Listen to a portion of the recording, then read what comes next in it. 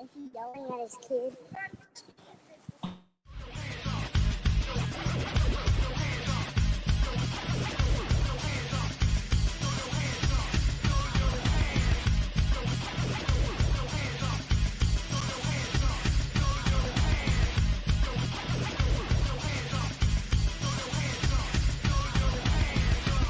It's 12 o'clock in Frisco, Texas, and it's time for Smoker Broker Radio with Robert Mesh, a.k.a. the Smoker Broker. Robert is the owner of Small World Realty and has employed hundreds of real estate agents in his 17-year career. He has instructed and mentored over 10,000 real estate agents at the highly acclaimed Champions School of Real Estate and is considered an expert in Texas residential realty. Robert is also an advocate of true entrepreneurial spirit and has helped many to transition from corporate America into the world of self-employment. And now live from the studio to your world, the Smoker Broker. Hey, welcome to Smoker Broker. I'm Robert Mesh, and I am the guy they call the Smoker Broker.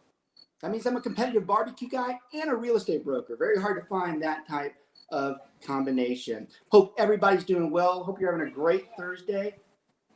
Who's president? Is it me? Is it Brent? Is it somebody? Is there a president right now? You know, we're sitting there gasping through all these counts, and it's a tough time for everybody. I think it's very difficult to watch the election process. And again, we don't talk politics on the show, just really mere facts about what's going on and how it affects real estate. Of course, the markets and the election affect what we do in real estate. So we'll have a brief intro just discussing that and a little bit about COVID effects. And then we'll get into our primary topic today, which I don't even think I told Mark, maybe Brent told him, but our topic today is going to be do not quit if you're a real estate agent and you're starting to consider. Don't do it. And I'm going to tell you why here in just a bit, but I want to go through this intro before we get to that. I think you're really going to enjoy this part or this particular segment, because this one's not so geared on factual and theoretical how it affects your real estate knowledge and your instructions, but more on your emotional side as to what does real estate look like. How's it affecting me? Why should I do this? So I think it's going to be very beneficial. I do this at the end of the year. Every year, I will have this conversation with my crew, and I decided today that I was actually going to do it on the radio show as well, because I think everybody benefits from it. So I think you're really, really, really going to enjoy that. So back to the election. There's so many difficult pieces. You have so many people that are feeling, I guess I'm going to say, hurt right now. And when I say that, it's on both sides. The hurt is genuine because it's not one side or the other. You know, you have the Trump campaign very hurt by the fact that they believe that the counts aren't right and that this extended mail-in ballot isn't correct. And again, that's neither here or there to discuss, but it's a fact that there's some pain right now in that campaign. You have some pain on the Biden side of the coin, because there are a lot of Democrats in the country right now that are very hurt that this result was not a landslide. You have a lot of people that believed that this was going to be a landslide to send a message to the country that they feel that things are going wrong. And that is not what happened. Again, these are not political conversations. This is what actually has happened. This is actually what is out there and is going on right now between those parties. One thing that was interesting, and it came from a very interesting source, and I'm not going to say who it is because I dislike him to some extent, but the fact that I do dislike him, the comment that he made, I thought was very real. One of the comments was made that no matter what has happened, no matter what does happen, something that is sincerely wrong right now are the way they're polling people prior to these elections, because there is no doubt about it. Those polls were wrong. They were wrong the last time, and they're wrong again. So something needs to be done about the way those people are polled and the information, because it is not correct. You know, it's not correct. It's been proven that it's not correct. It casts a gray shadow on the people that we elect as to what is the country really thinking. And this came from someone who is on the Democratic side that is acknowledging, which it was the polls were very in favor of a Democratic landslide. This is someone who's very highly Democratic that's saying that is not right. Those things were not right. They weren't even close to right. And they still might eventually be wrong. Amazing how close that race is. You know, you want to talk about something that's incredible. Look how close the margins are in those states. I mean, that is absolutely insane. You know, I have a different outtake on the election process. And believe me, I've got a lot of friends, especially those in high up places, that they are just like watching every second as to what happens. I'm not so much like that. I have to admit, I am more of the type that no matter who's elected, yeah, it can affect me in certain ways. But I will tell you, the truth is, no matter who's elected, my problems typically didn't come from one of those two. The problems that I have always been self-created or caused by someone else, but not the two people that are running for this country. And in the end, that's the life that I lead. Now, don't get me wrong. That doesn't mean I'm just dismissing the fact of who's the president is not important and who I hope would become the president. But I am telling you from a factual standpoint, if your life is caught up right now in being bitter about the election, maybe you should take just a step back and really look at what this is going to end up, because we do still have bigger issues. And the biggest one being COVID. COVID is still out there, and it is still affecting how we run our daily lives. So look, the election's important. It does have massive consequences and opportunities as to who gets elected. No matter what, there is going to be great disappointment in this country, but life goes on. We move on. We adapt. We're very good at that. So if there's anything I'd urge you today, no matter what your political affiliation is, just remember your life is still your life, and you still have those issues to deal with that really are not going to be affected by those two guys. Yes, some people will have bigger effects than others. And yes, we all want to make a statement as to who wins the eventual race. But in the end, no matter what those results are, to show anger and, God forbid, violence, they're already talking about that too. Nothing will be solved by this. And if you want to have a great appreciation for this country, look how many freaking people got out and voted. That is absolutely incredible that many people in this country actually went out there, which most people believe their vote doesn't count. Most people will say my vote's not going to matter. But look how many people, if you start believing that the American spirit is lost or that the American way is lost, just watch how we elect our officials. Now, some could argue that it's embarrassing. That's embarrassing that we have someone that says the process is skewed, that someone says the process. There are some people that would laugh at our election process. Those are components of our election process that somebody's mocking. In the end, a lot of the people that live in this country want to say that we want this particular person to lead. And even though it sounds like it's easy to vote, it's not the easiest thing. Some people get caught up. They're like, I don't want to go do it. I don't want to go stand in line. I don't want to fill out this stupid thing. Me the other day, getting irritated at the place that I went to, I had to color the whole damn box.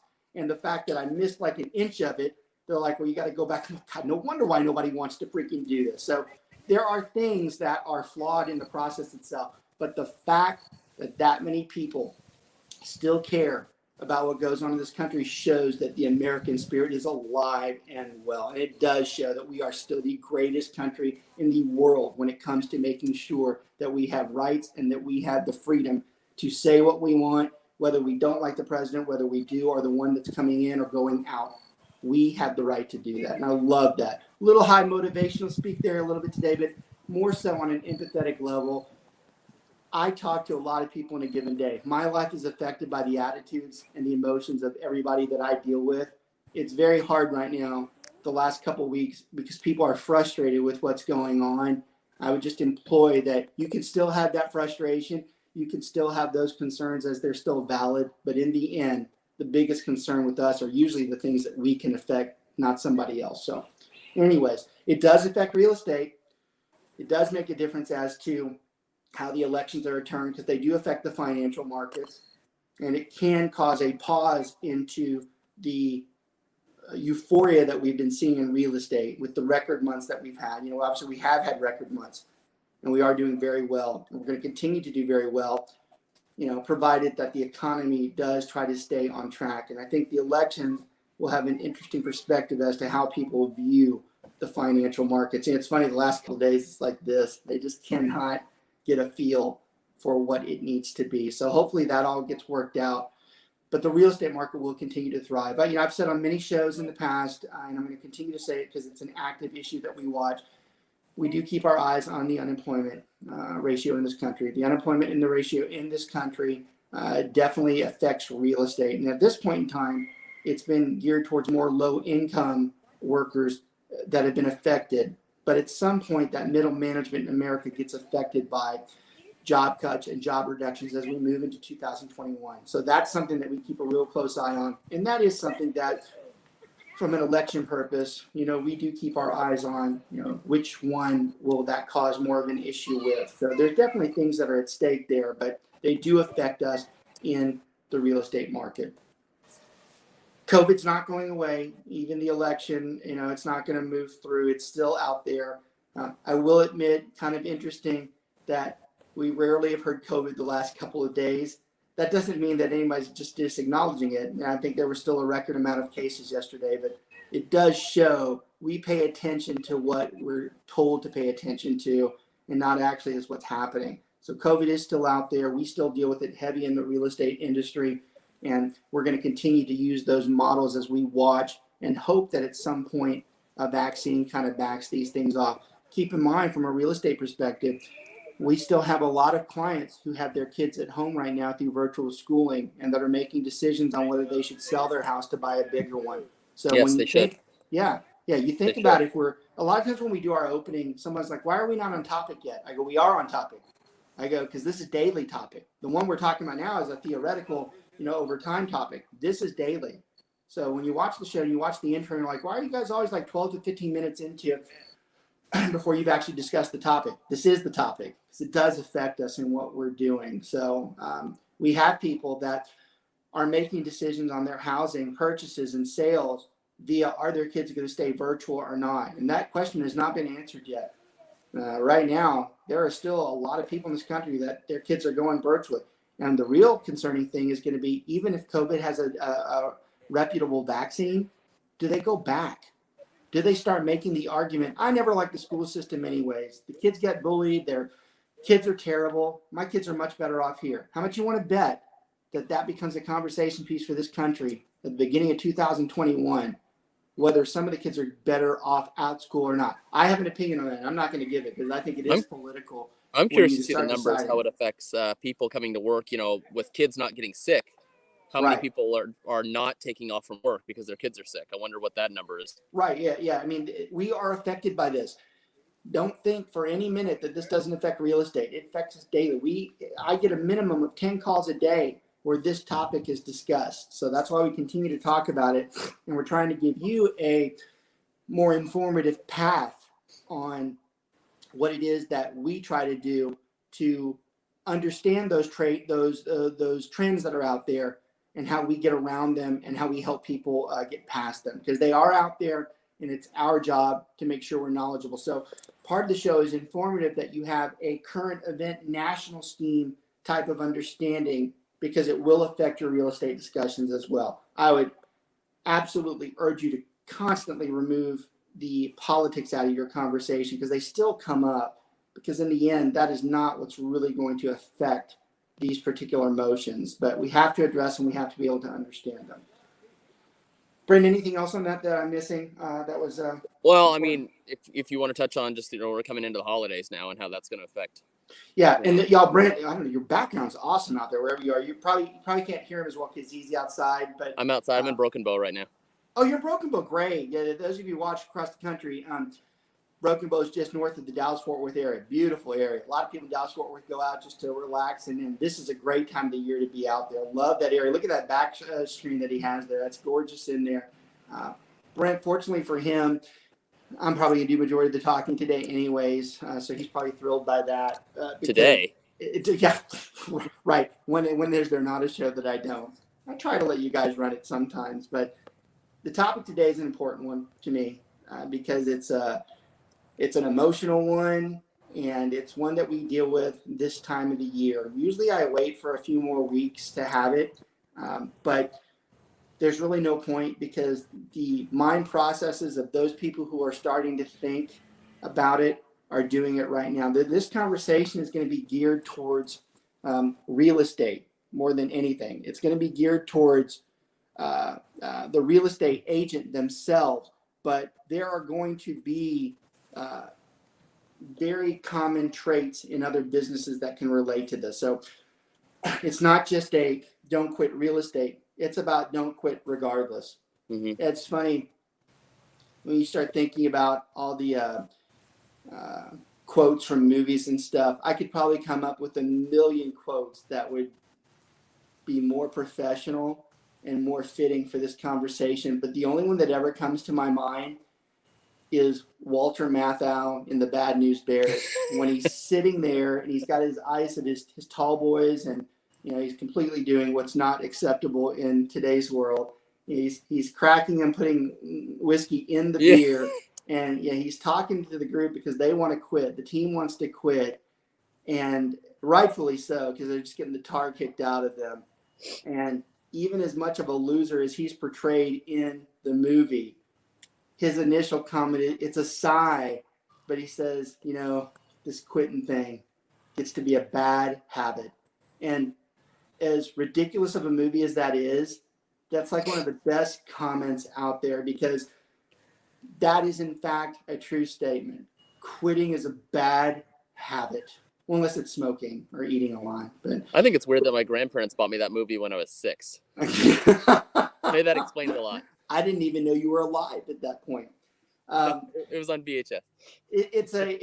But the comment is very true to this segment today, because quitting is a bad habit, and it's hard to get out of once you start doing it. Because once you start doing it for one thing, you start doing it for another.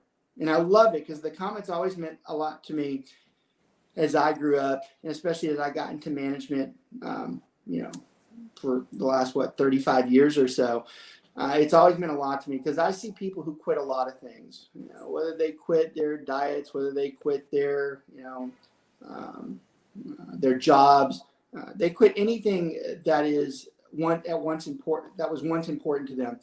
Right. It's a bad habit, and it keeps getting repeated. And at some point you have to draw a line and say, am I doing this for everything? I've got a lot of friends that quit a lot of things. And it's funny, they're all very consistent, because they do it all the time. I could name someone right now where I'm like, I don't know a thing you haven't quit in your life. And it's disappointing, because they do it all the time. It's not a habit that you want to be a part of. You don't want to get in the habit of quitting, okay? Now, this is why this is important to what we're talking about today. This time of the year, this is when real estate agents, they start getting their renewal bills for their board, which is basically for the general public. Those are the people that we pay for our MLS and the keys that access to get into your home. This is the time of year where those bills start going out, and they're expensive. It's typically $500 or so to renew for your beginning of 2021 or the beginning of your next year. Now, this is a compounded problem for some people, because some people haven't even paid the last quarter dues, or maybe even the quarter before that. So now, not only do they owe $500, they owe like $1,300 to $1,400 to $1,800, and now it's almost insurmountable for them to continue as a real estate agent. Now, that conversation is more difficult, because in the end, finance does matter, and you have to have the funds to be able to pay these people so that you can continue as a real estate agent. So the further hole that you dug can be a little bit more compromising than the topic that we're having, but I'm still going to throw them in there. We're talking about the people that maybe they don't have all the money in the world, but they damn well have enough money to pay those dues. They're not hurting to do it. I'm talking about those people that are just choosing not to do it because they feel that it's not in their best interest anymore. So those are the people that I'm talking to this afternoon, and for the next 30 minutes to 40 minutes or so, because those are the ones I'm reaching out to. There are so many agents, as they get to the end of the year and they get this bill, the obvious comment comes up. Am I really willing to pay $500? And of course, it's at Christmas time too. It's a lousy time. for those dues to be due. So they're dealing with personal issues as well, but they're like, should I really pay this $500? And then the reasoning or the excuses start coming in. And the first excuse is, I haven't sold anything. All right. So that's number one. Haven't sold anything. Why should I keep paying this and all the money that I've already, what you would consider to be wasted, which is not? Why should I continue doing this? So you have that person out there, right? Okay. Then you have the person that has sold some property, but their pipeline's dead. And they don't have anybody in the pipeline. These are some of my favorites. And when I say that, I don't mean it. But these are the excuse builders. These are the ones that typically will say, well, I really don't have anything going, so I really don't, there's no need for me to continue this. I've been teaching too much, or I've got, this other job has started creating more. I didn't know this. It's mounted excuses. It's mounted excuses as to anything but maybe I should try to keep doing this. And so you have all those people out there. And then you have the hopeless. Then you have the one that's just like, I just can't do it. I'm just not good at this. I suck at it. I'm never going to sell anything, which is just ridiculous. The most stupid individual out there that is the biggest loser out there can sell real estate. We've seen it. Yeah. Is David Tung on the line? David, are you? No, he's not on the show. Anybody can sell real estate. All right. So that's an excuse more than anything. That's the worst one where you start justifying. Now, maybe rude. Go ahead, Brent. And just to be fair to them, like you said, it does come up around Christmas time. And that's the time when traditionally the markets have slowed down. If this bill came due in the middle of summer, I think it would be a lot more, feasible for the agents to pay that, because like, I'm still in the heat of the market. But it's like when the market's down and they don't have anything. And let's be fair. That's true. But I still think we have when the renewal comes through, you still have these excuses. It might be less. Yeah.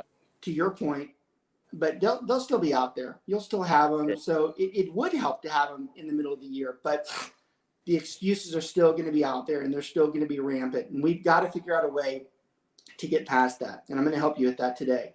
So all these excuses built into why I can't. Every single thing but the one alternative, which is maybe I should just keep trying and not let it go.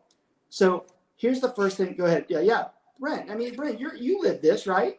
I should have quit 9 years in a row. That's funny. I was on a call with one of the other market centers right before this, and that's exactly what I told them. I go, my director of ops was lousy his first few years. I actually said that, just so you know, in case you see it pass up on the internet. I praised you after, but I did say horrible. Slow starter over here. Slow starter, right? But for this topic, even a better conversation piece, because he is a good example. He probably should have quit the first couple if you looked at his volume and what the activity he was doing. But with what I'm about to say, because he already knows this, he knew that it made no sense to lose all the effort that he'd put into it. Even if he wasn't going to be great at it, he knew that it made no sense to do that. And he stuck it out. 10 years later, he's a player in the real estate industry. He continues to grow. He hasn't even come close to reaching any type of potential that he has in the real estate world. Yet here he is, and he did get past, I should probably get out of this in the earlier careers. I'm no different. I think my first year, if you don't know my bio, I worked with the executive team at Foot Locker, Foot Action USA, and Just for Feet. And it's very hard to come into an industry where you don't make the same amount of money. And it would have been very easy for me after the first year. I'm never shy about the fact that I only sold 5 houses my first year and made less than $20,000, which is hardly a way to support your family. I could have easily quit, but I knew it was the right thing to do, continue, because I knew that other people out there had done well that I didn't think were that good at it. And I knew with time, just like anything, with time and practice, I could get better at it. Now, I will throw a plug into why we run our group the way we do. Half my group's full-time, half my group's part-time. But I do encourage part-time real estate for that reason. Mm-hmm. I do encourage part-time real estate because I do believe that if it has become a financial concern, then solve the financial concern. Go pick up a job and additional income to come in while you build this, but don't quit. Don't let it go. Look, the real truth of this is most agents, even the full-time ones, they don't work as much as you think. I've got guys that make six figures that I don't think work 15 hours a week. So the point I'm making to you is that if you have to go get a job to have income coming in, you don't have to quit real estate. In fact, some people would argue that maybe you should go do that. Maybe you should go do that versus the alternative of just quitting because it's not working. Now, if you want to talk about the most ridiculous part of this conversation, and when I say ridiculous, I'm referring to the common sense part of it. Right? If you want to look at this at a bare minimum, it costs less than $1,000 a year to be a real estate agent from the board perspective. And then you have your office fees, which probably amount to another $1,000. So you're looking at, on the high side, just the things that you're required to do, you're looking at $2,500 a year to be a real estate agent. Are you really prepared, for whatever excuse you want to give, to quit when all it takes is one sale, a third of one sale? Yeah, not one sell $100,000. One sale to pay for all that, right, Brent? Yep, $100,000 bill will pay for that, no problem. One. Start talking two. Now you've probably paid for 3 or 4 years. You want to get even more elementary than that? Why would you quit when you know, especially those who are younger, you know that you're going to buy probably 5 to 6 homes in your lifetime? Those deals alone, the fact that you're going to save on real estate commissions, those deals alone are enough for you to say, why would you let that go? That's going to, I mean, most people on their own homes, if you average their historical commission that they would have made on the homes that they bought for themselves, trails $75,000 to $150,000 in a lifetime. That alone is enough reason as to why would you do that. Now, you can come up with 1,000 reasons, well, it's just not working out. Yeah, that's because you won't go out and do the one thing that you should do, which is sell a house. The people I'm talking to today, I'm not telling you to go sell 100 houses. That's probably your problem. Yep. Is that you think you have to sell 100 houses. I'm telling you to reevaluate what it is that you're doing and maximize the best you can do. And for some of you, that might only be 2 or 3 homes, but I'm going to tell you right now, it's not 0. No. And I would say too, and you'll probably get to it later, but when we look at people that are just going to quit for that reason, they know in their heart they're not doing what they're supposed to be doing along the way. Look, that's why he's on the show. That's why he leads the team that we have, because he's smart and he knows better. He knows that the real excuse that's causing this is you have not done what you were supposed to do or you were told to do. Now, in defense, that's what causes those excuses, because you want to make every excuse as to why you can't do it. But the one that you say, I didn't even try. Now, even for those of you that don't want to try, I'm even still arguing off of the comment I just made. You still shouldn't quit for your own personal stuff. You think that you're losing $500 because you have to pay the renewal board dues right now? You think it's costing you $500? I would argue it's costing you $10,000 to $15,000 if you buy a house in the next couple of years. Mm-hmm. You have to expand your thinking. You can't be short-sighted. You have to look at the further thing. And look, I'm biased towards this conversation. I do have a huge team. I do continue to build that team. I personally think that everybody in this country should have a real estate license. I believe that. I do. I think you're foolish to not have your real estate license. Even if it's for your own personal dealings. Why would you not have it? So for someone sitting there contemplating quitting, those alone should be enough for you to say, why should I do this? And I'm going to reach out even further. and this is probably the punchline that I usually wait till 12:50, but I'm going to bring it in now because I think it's just as important. And we might not even go to 12:50 because this message isn't as long as you think it is. This message is more geared on listening to me and what I'm telling you. But focus in on trying to sell at least one house. Those of you who have had all these excuses and all these reasons for why you should quit right now, I want you to look me in the eye and tell me that you don't think you're capable of selling one house in the next 3 months.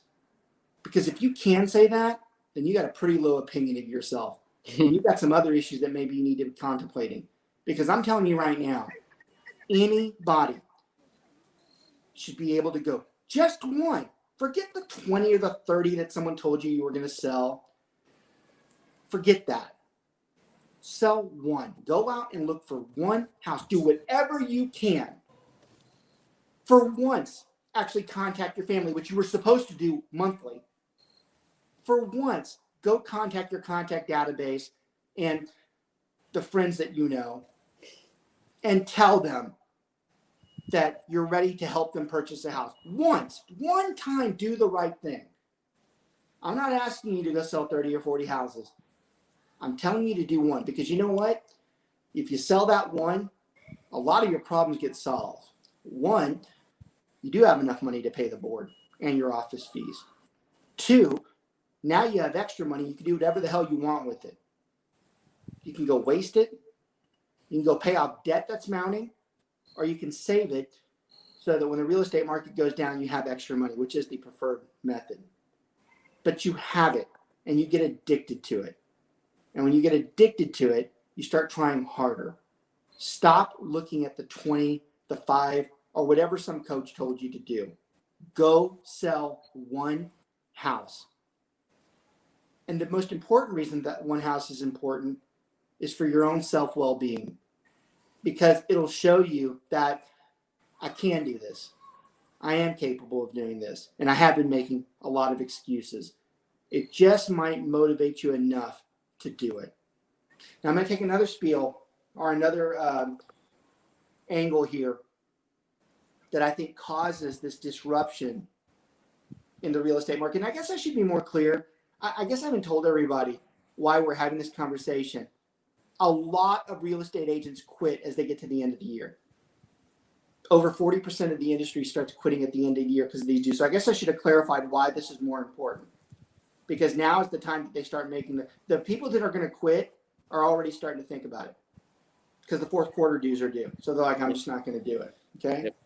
Now, one of the things that contributes to this, and this is very unfair to the brokers. In fact, I'm very complimentary to all my my competing brokers. I have a very good relationship with them. But if there's one negative I would have towards the traditional real estate broker, those of you that tell an agent that they're going to make $100K in their first year,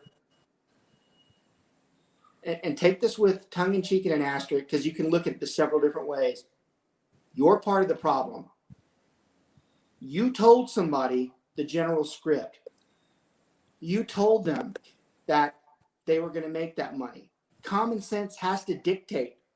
If they get to the sixth month and they're not producing and they don't have anything, they're going to demoralize themselves, because they're going to sit there and go, I suck. This guy over here told me that I was going to make $100K and I haven't sold one thing. So obviously I'm the problem, which there is some truth to that.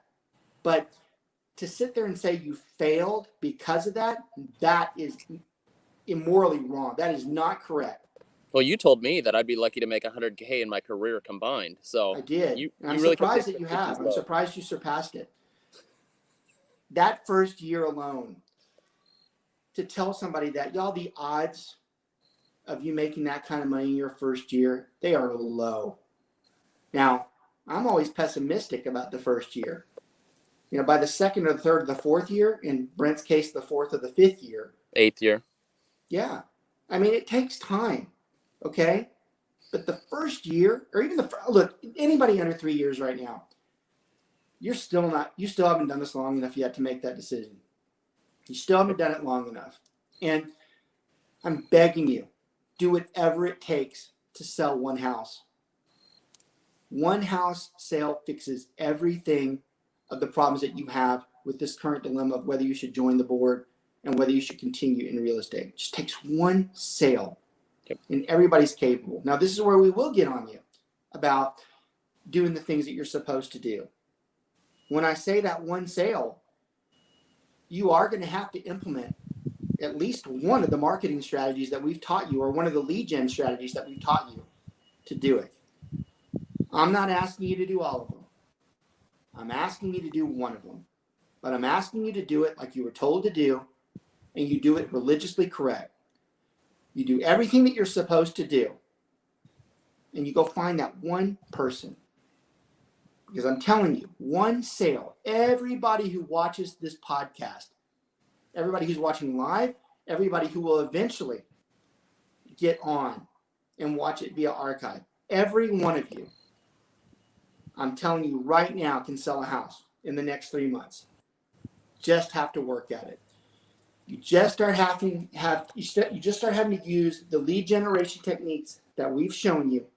1 to 2, not the 100 that we've shown you, 1 or 2 of them, and do it right. If you're on my team, you should be talking to me and Brent about, all right, I'm on this, and I'm committed to it. We'll help you. Anybody outside the firm, you should be acknowledging. You should be going to somebody that's in leadership in your firm and asking them, I want to sell one home. I am giving you a goal today for anybody that's thinking about quitting. You get in there and sell one freaking home. Go sell one. Don't tell me you can't do it.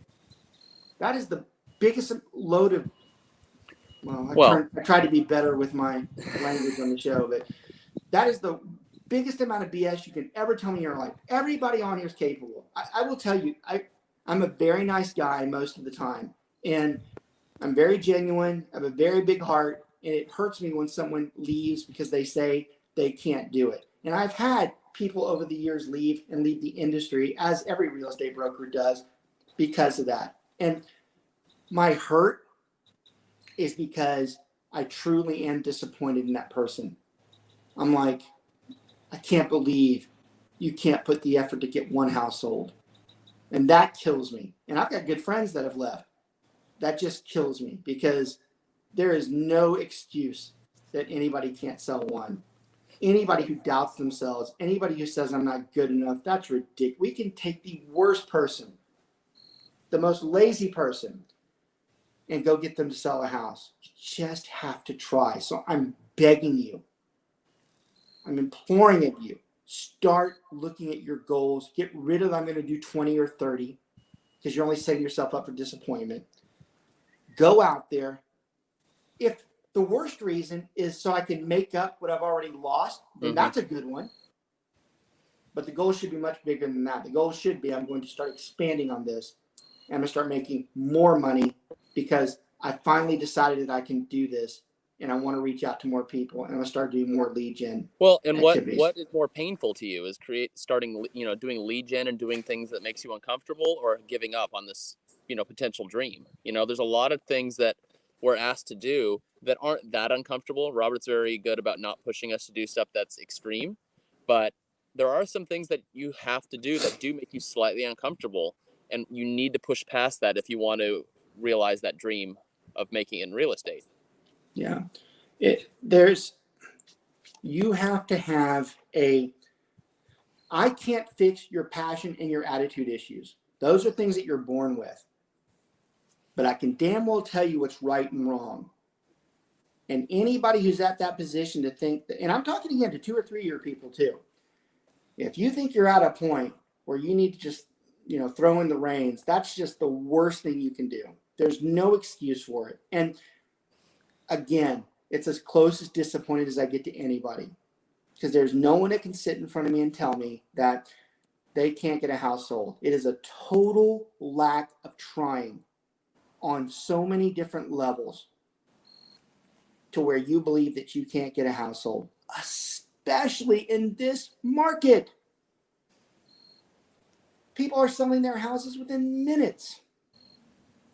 I was going to say, to be fair, To be fair, I did start in 2010. So I don't like to give him very much credit, but I will. He started in a lousy year. He started in the worst market depression in over 50 years.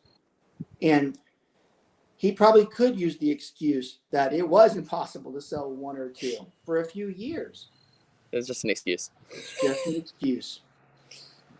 Anybody's thinking about quitting, it's just like what I started off with. It's a bad habit.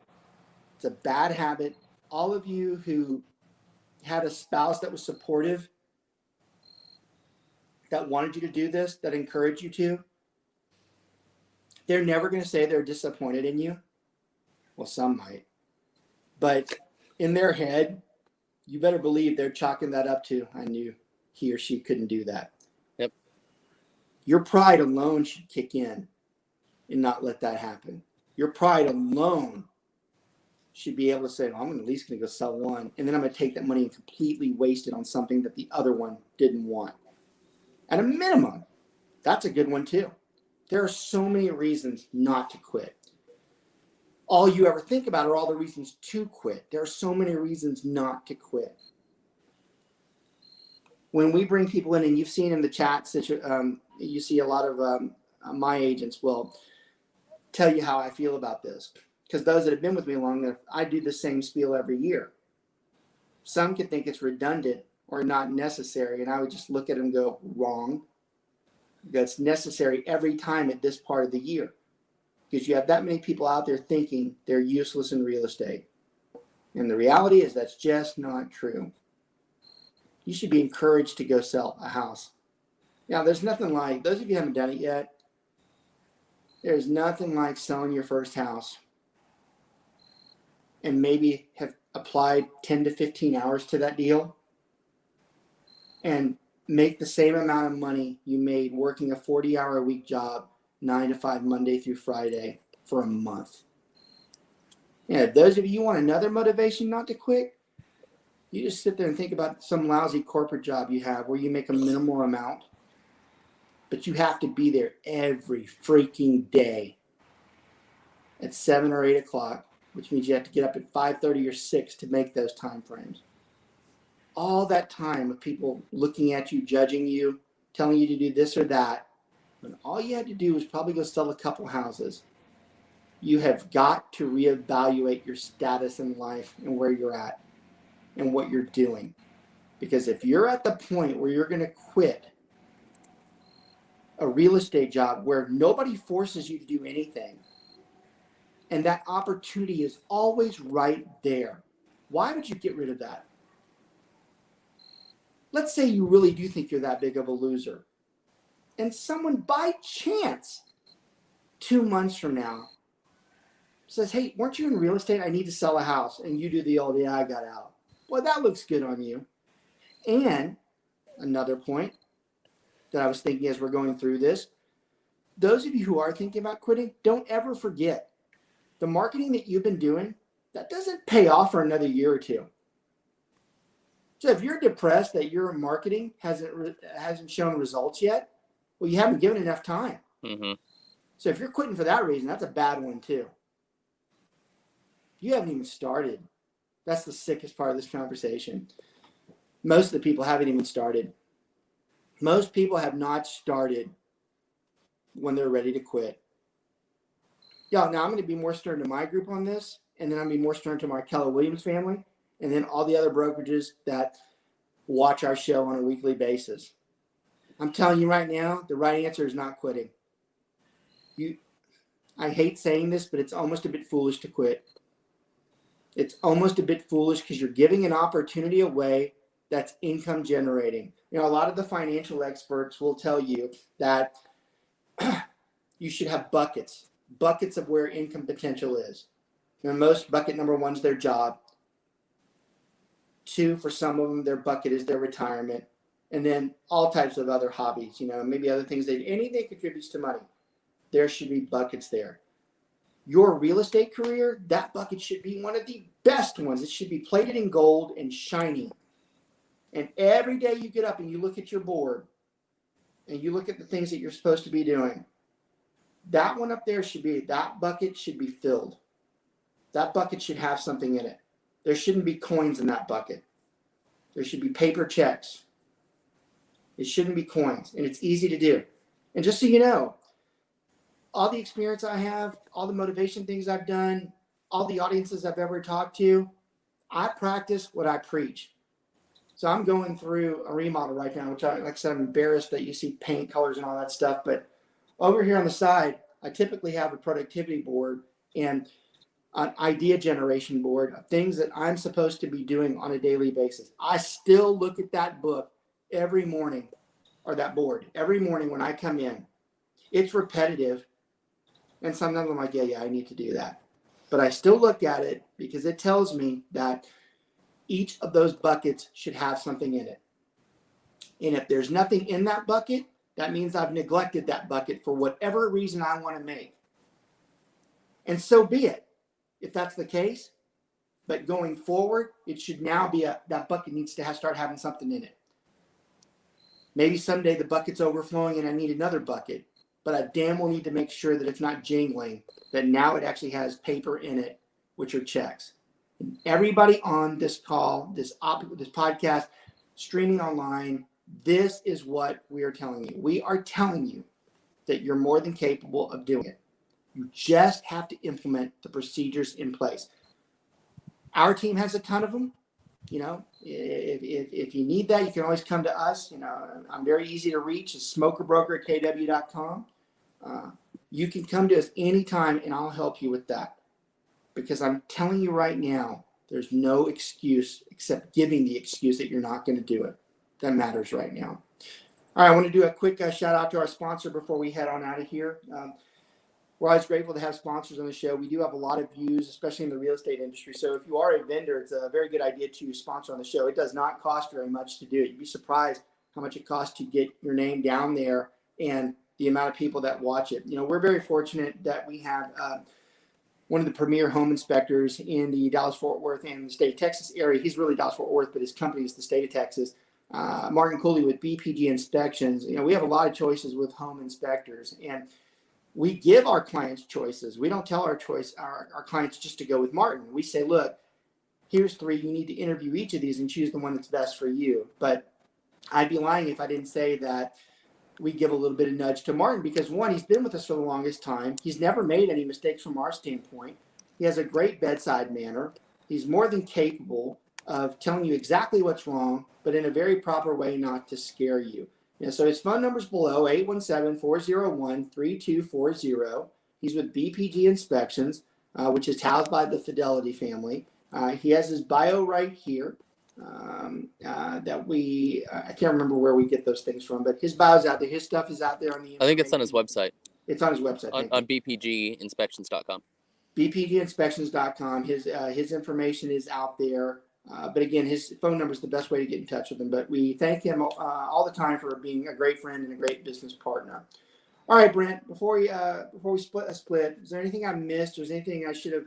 This is a longer conversation, or it can be, but the point of the matter was to stop you. If you're thinking about this, you've got to stop that type of thinking because it's bad for your health, it's bad for you, and it just doesn't make any financial sense. Brent, is there anything else I should have said? I would just say, and I harp on it all the time, but find your why. What's the reason you really got into real estate? And is it for your kids? Is it for your family? Do you like the vacation? Do you just drink a lot and you want to have booze money? And that why is pushed out to everything that you do. It's not just the why did you do real estate, is does real estate contribute to that why in any shape, form, or fashion? Is it this much? But if it contributes, it contributes. And if it's a low overhead cost, and y'all, we didn't even talk about the positive. We didn't talk about the people that eventually make $200,000, $300,000 and make a career out of it. We didn't talk about those people. We're just talking about the people that don't even give that a chance. And that's bad. Yep. You are cutting yourself short.